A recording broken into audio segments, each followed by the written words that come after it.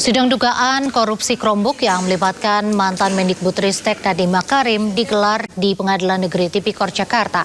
Sidang beragendakan replik atau jawaban penuntut umum atas pembelaan terdakwa, diantaranya terkait audit BPKP dan juga angka kerugian negara. Saat pembacaan pembelaan atau pledoi, Nadiem berharap persidangan ini akan membongkar cara praktik penuntutan yang tidak sesuai dengan hukum. Isoma sampai jam 1 terusan. Atas dalil ketidakabsahan audit BPKP dan penghitungan kerugian negara. Bahwa penasihat hukum mendalilkan BPKP tidak berwenang menetapkan kerugian negara. Laporan hasil audit BPKP tidak memiliki predikasi, menggunakan metode rekalkulasi yang tidak baku dan terjadi penghitungan ganda, double counting atas Chrome Device Management. Bahwa terhadap dalil tersebut penuntut umum menanggapinya, yaitu BPKP selaku aparat pengawas keuangan dan pembangunan tetap berwenang melakukan audit penghitungan kerugian keuangan negara dan hasil perhitungannya tetap dapat dijadikan dasar untuk menentukan ada tidaknya kerugian keuangan negara oleh aparat penegak hukum dan majelis hakim dalam putusannya berdasarkan Perpres 192 tahun 2014, PP 60 tahun 2008, Putusan Mahkamah Konstitusi nomor 142 tahun 2024, Putusan Mahkamah Konstitusi nomor 25 tahun 2016, dan Putusan Mahkamah Konstitusi nomor 31 tahun 2012, serta SEMA nomor 4 tahun 2016, dan SEMA nomor 2 tahun 2024. Bahwa terkait dengan kewenangan BPKP dalam melakukan perhitungan kerugian keuangan negara dalam perkara akuo maupun dalil nota pembelaan, pledoi yang menuduh double counting dan dalih harga wajar bertentangan dengan e-katalog telah terjawab secara lengkap dalam uraian fakta hukum surat tuntutan,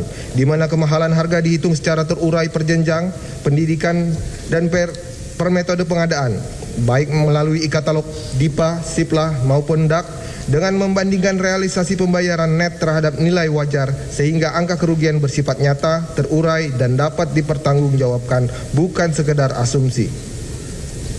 Dalil nota pembelaan tersebut juga telah secara nyata dipertimbangkan majelis hakim pada persidangan terdakwa lainnya, yaitu Ibrahim Arif, Sri Wahyuningsih dan Mulyatsa. Dan di kasus saya sangat unik, semua empat unsur daripada korupsinya itu tidak terbukti. Jadi ya harapan besar saya insya Allah akan ada keputusan bebas murni.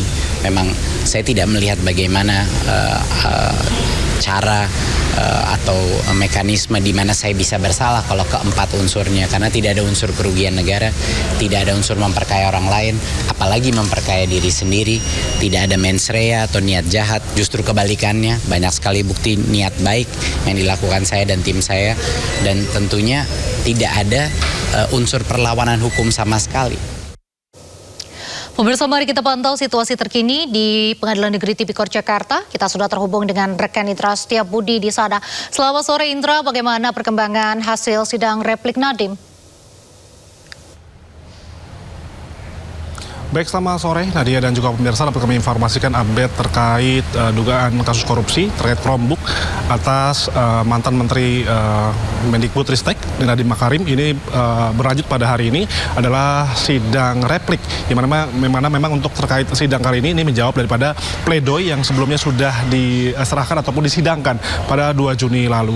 Adapun memang untuk terkait pledoi ini sudah dilakukan dan juga penolakan daripada hasil replik pada hari ini telah terjadi, dan memang untuk terkait daripada isi daripada replik tersendiri, ini adalah jaksa menolak pledoi daripada terdakwa Nadiem karena dinilai memutar balikan fakta, dan memang untuk terkait bukti-bukti ini ada menyampaikan hanya sepotong-potong saja agar tidak terlihat ada Nadiem melakukan tindak pidana korupsi. Yang memang ini menjadi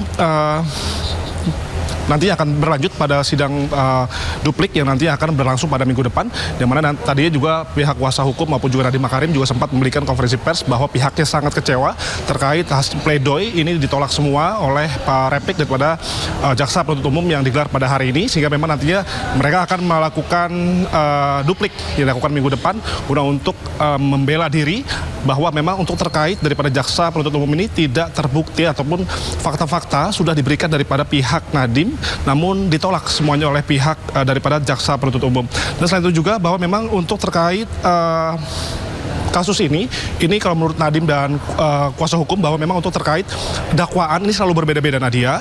Dari awal daripada kegunaan Chromebook yang dinilai tidak efektif dan juga hingga terjadinya atau dugaan markup terkait pembelian Chromebook yang dinilai merugikan negara triliunan rupiah. Adapun juga memang terkait hal ini bahwa memang untuk sebelumnya Nadiem Makarim telah dituntut untuk 18 tahun penjara dan juga serta denda 1 miliar dan uang pengganti 5,6 triliun rupiah. Yang mana ini sangat berat sekali sehingga memang untuk kuasa hukum dan juga Nadiem Makarim juga akan memfokuskan diri untuk dalam duplik yang akan diagendakan pada minggu depan guna untuk berharap dengan duplik yang akan dilakukan pada minggu esok ini Nadiem bisa terbukti tidak bersalah dan bisa dibebaskan secara final begitu. Nadia. Baik, berarti kita tunggu informasi selanjutnya pada sidang duplik minggu depan. Terima kasih Indra Setia melaporkan langsung dari Pengadilan Negeri Tipikor Jakarta. Jaga keselamatan dan kesehatan Anda. Beralih ke informasi berikutnya, pemirsa, selebgram Muhammad Miftah Huda alias Keanu Angelo diperiksa Polda Metro Jaya dalam kasus dugaan penipuan travel umroh Hanania. Keanu membantah menerima bayaran dari Hanania saat perjalanannya ke Tanah Suci.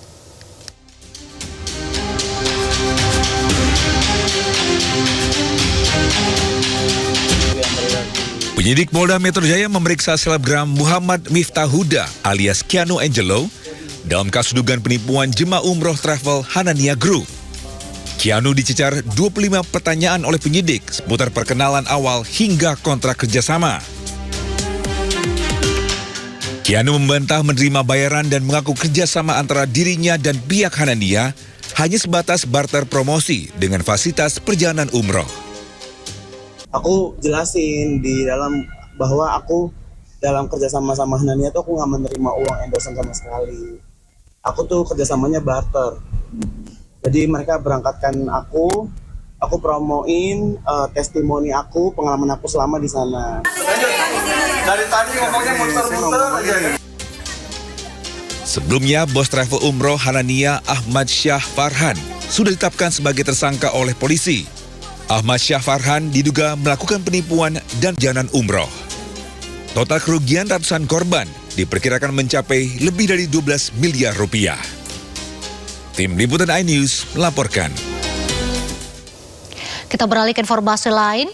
Pemirsa, gempa dahsyat di Filipina magnitudo 7,8 yang terjadi pada Senin pagi menyebabkan 37 orang tewas. Gempa yang mengguncang juga menimbulkan hancurnya bangunan dan tsunami di sejumlah negara di Asia.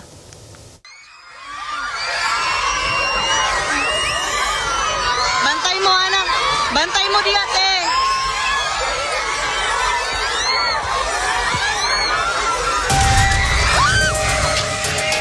Sejumlah guru dan siswa panik saat berlangsungnya upacara bendera Senin pagi di sebuah sekolah dasar di Davao, Filipina. Para guru memerintahkan murid-murid untuk berpegangan ke tanah akibat guncangan yang sangat kuat.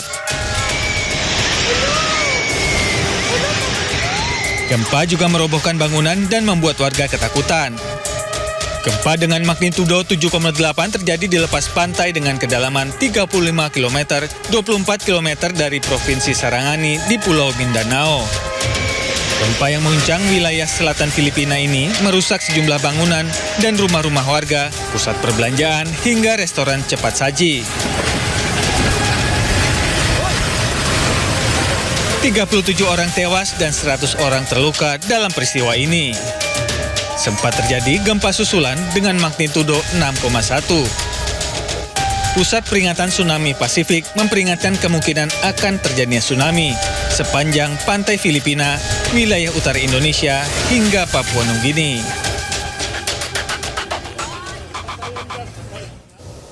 Akibat gempa bumi yang melanda Filipina, sebuah gedung tinggi di Mindanao bergoyang dan nyaris ambruk.